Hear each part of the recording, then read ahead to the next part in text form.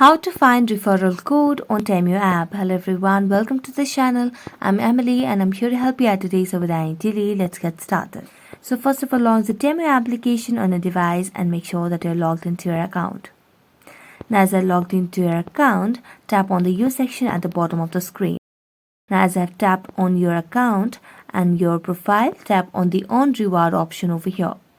So tap on earn reward, and as I tap on it, it will lead you to your earn credits and free gifts section.